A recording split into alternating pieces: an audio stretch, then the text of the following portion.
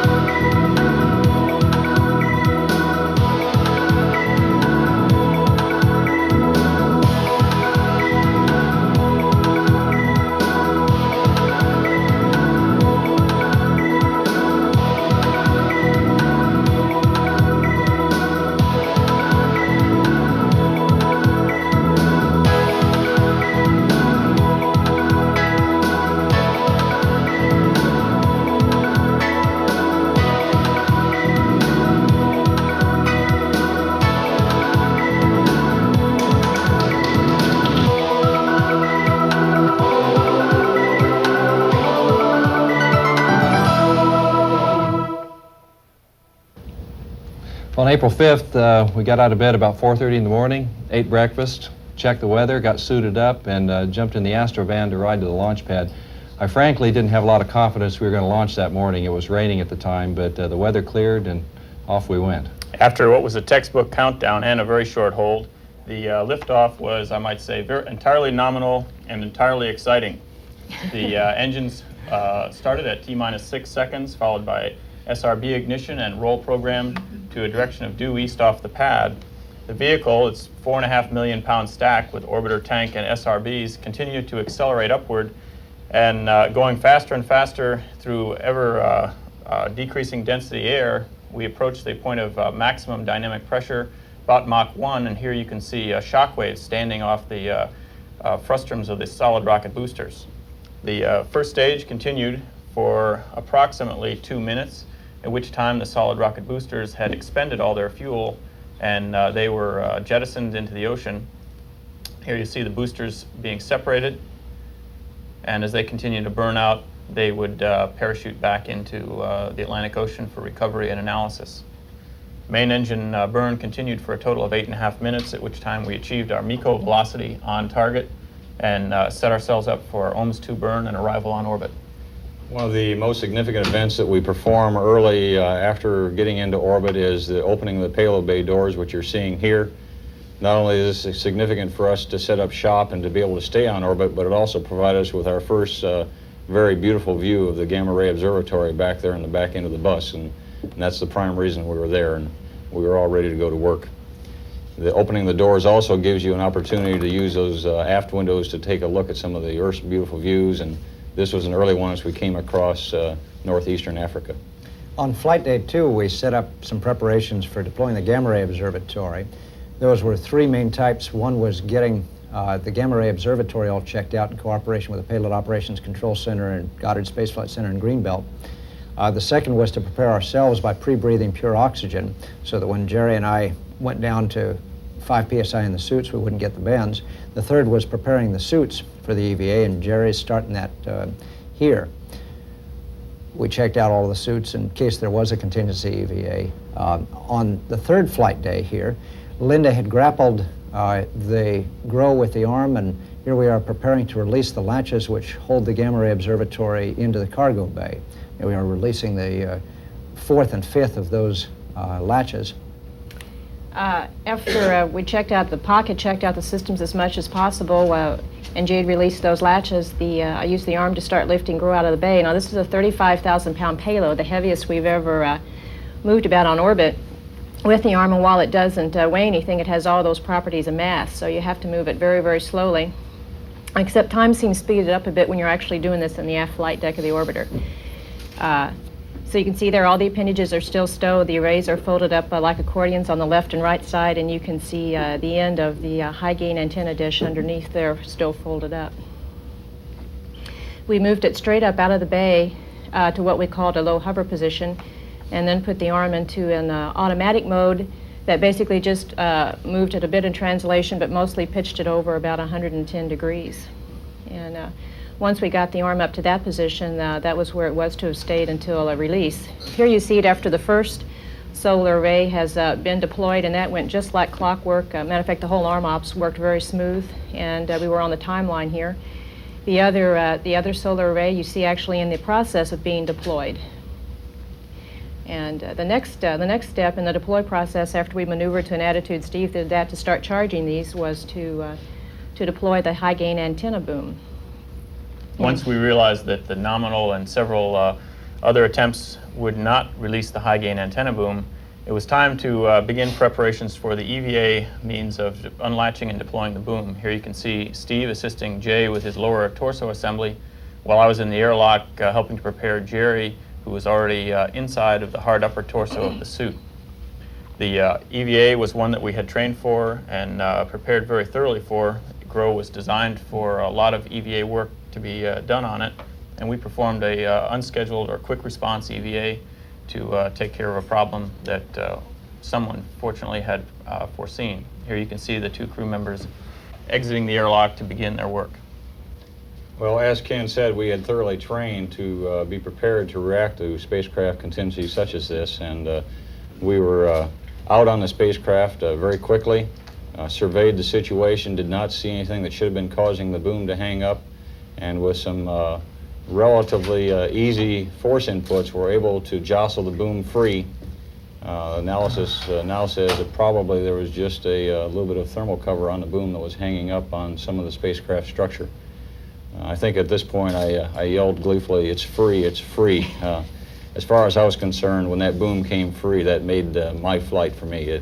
It was the only reason that we went on this spacewalk, and with the successful freeing of this boom, we then translated over to the other side of the spacecraft, where Jay and I completed the task of putting the boom into its on-orbit position.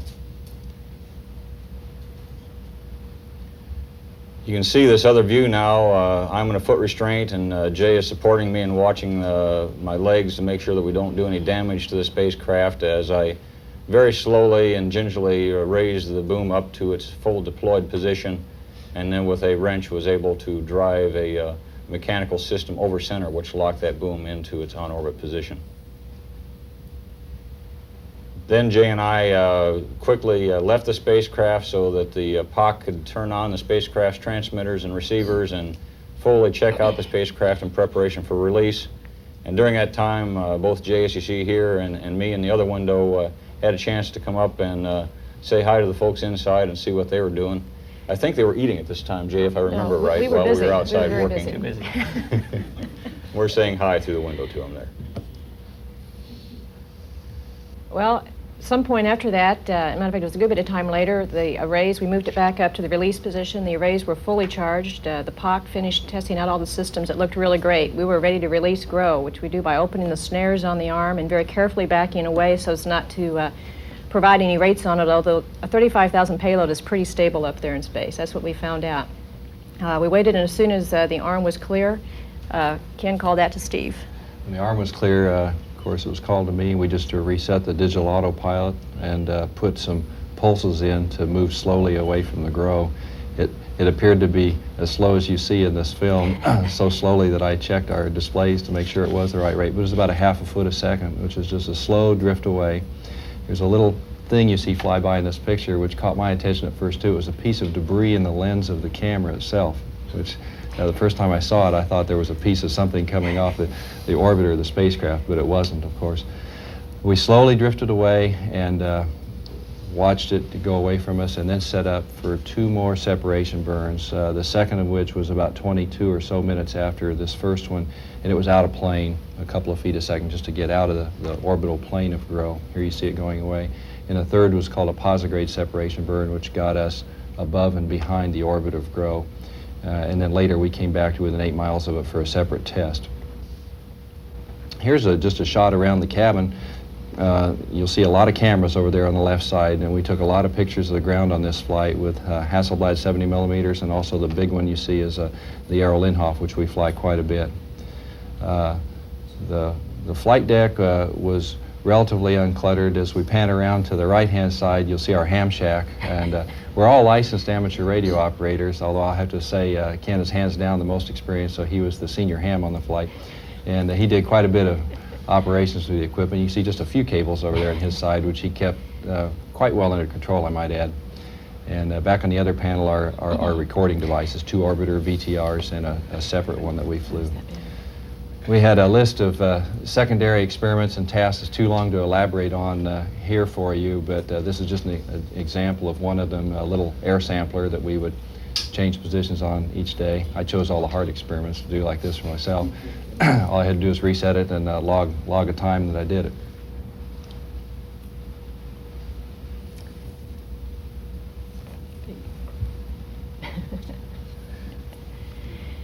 Jerry and I worked on another one of the mid-deck experiments that we had. Its acronym was SHARE. It was a very small abbreviated version of a heat pipe that they hope to be able to design someday for large space structures. And the idea is you move fluids around by methods that are supposed to work in zero-G, such as wetting and capillary action. But the problem we keep seeing up there is we get a lot of bubbles in these things, and they don't settle out without gravity to make them rise to the surface. And so we just did some more work on them on transferring fluids around in a couple of test articles that we had, and we're able to send down some direct camcorder video to the ground to show what we were doing. At the end of a successful deployment of our primary payload and an EVA, as you might imagine, our spirits were very high, so much so that we decided to celebrate that evening by having dinner on the ceiling. And dining in the mid-deck is quite an experience. We're all in different orientations, and as you can see that we were quite informal, and in fact table manners were somewhat optional. Dinner was very good. Food on board the space shuttle is excellent. We had a good galley, and we all sort of pitched in. Whoever was free took over the duties of preparation. When we got to the end of the meal, Jerry provided the dessert, and he dispensed the malted milk balls here very equitably, I thought. However, his aim was sometimes off. Actually, we had very little time on orbit on our timeline, and it turned out that the few moments we did have to relax were very precious.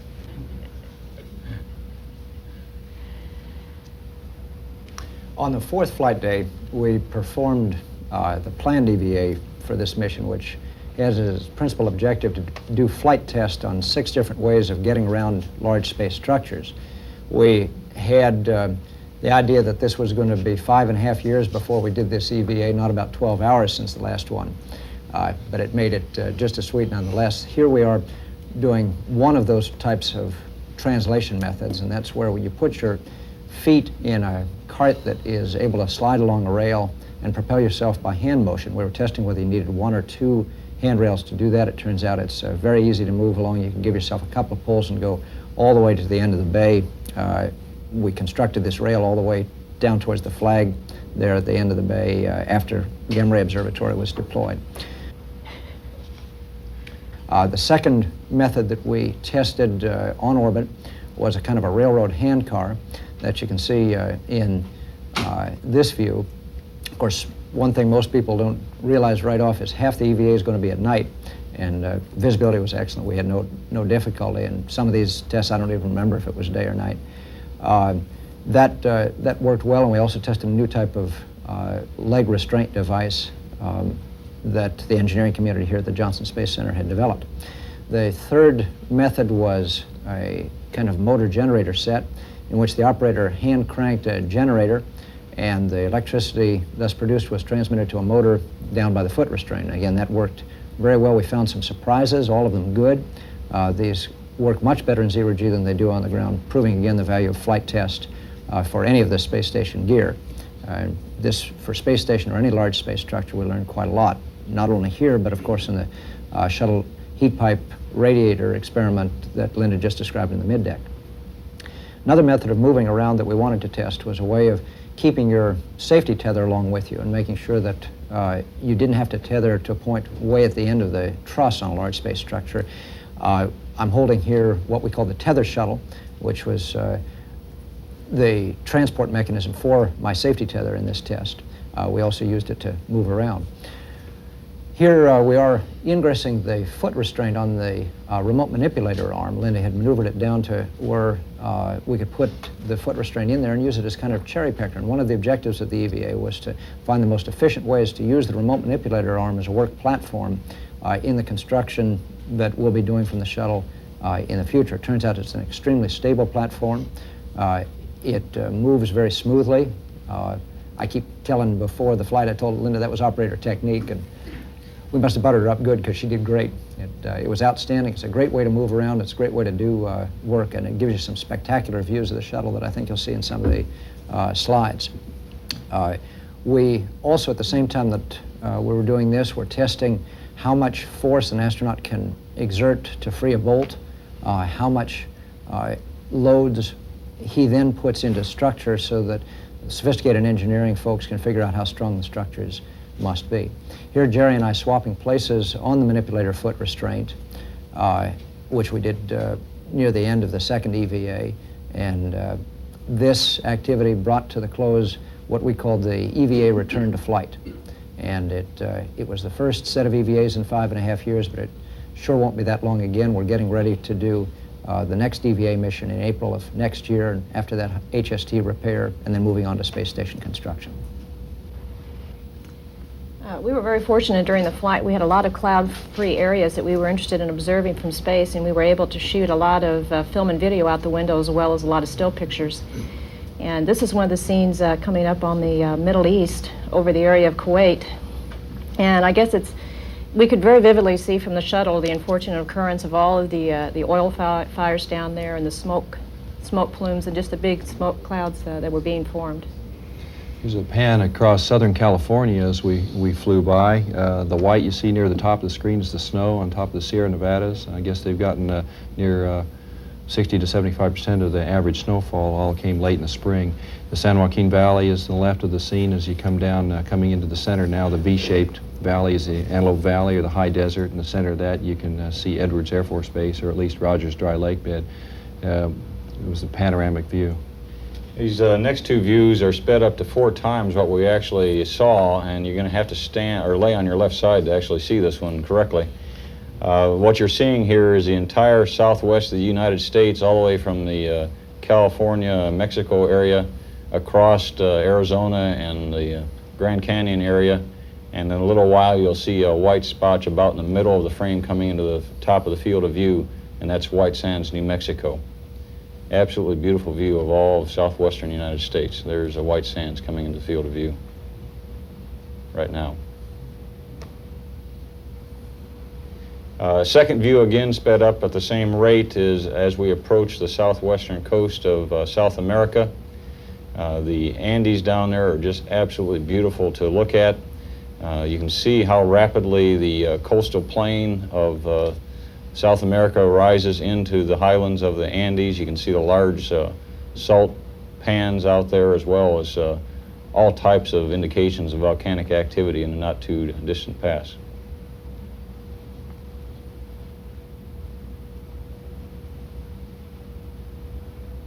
One of the secondary experiments we carried was an amateur radio station called Shuttle Amateur Radio Experiment.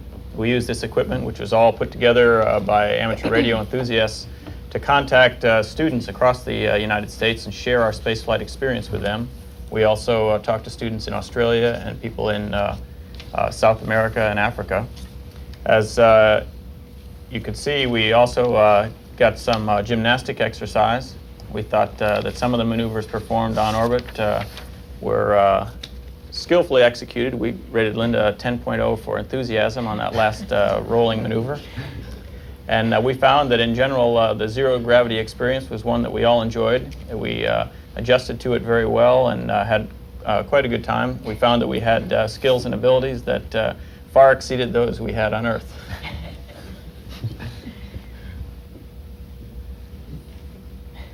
Following the second EVA on flight day 5, we began our flight control system checkout. This is when we begin to prepare for return to Earth, and we exercise all the aerodynamic controls that we will need upon re-entry to the atmosphere to begin our transition from spacecraft to aerodynamic vehicle again.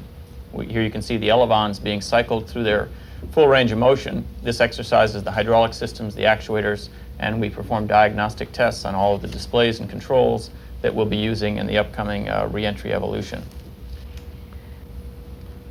For re-entry, we get back into the orange launch and entry suits.